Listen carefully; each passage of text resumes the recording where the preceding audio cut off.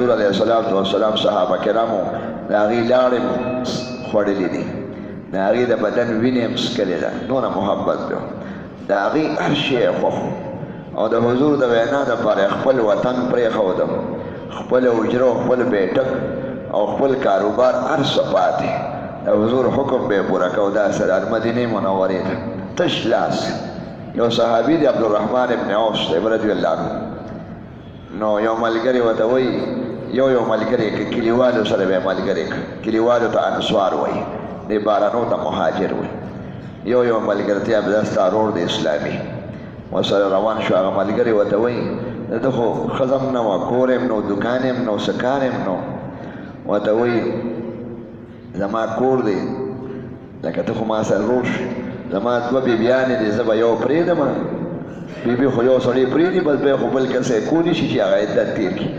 نو هغه به بیا ته پې نکاح وتړی چې ستا کور آباد شي. او داسې نور هم بس هغه بس حیران وي نه ستا بیبي دې ستا لپاره خدای پاک مبارک کړي، ما ته د بازار لار وښیه، کاروبار ماله راځي. 1 روپۍ یې وسړې نو قجورې پې واخېستې او په څادر چې خلک دا وږي خرڅوي، دغه شان خلکو دوکانونه نه و دونه، په ځمکه به یې ساق خرڅو،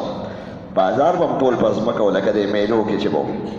چې په 2 ورځې به یو ځای کې میله وه، خلکو به شی خرڅ کوه به غېشته، بیا به بل ځای کې وه، داسې دوکانونه دومره پخوا به نه نو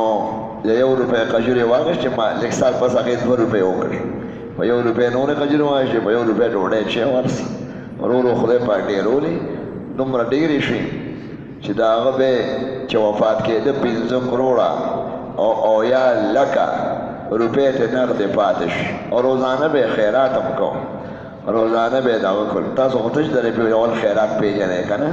چې بریاني به پخې کړو او دغه شانکیر به پوخ کړو به نور خلاص تش به بریاني دا خو صحابه کرامو خو دا نه کړو.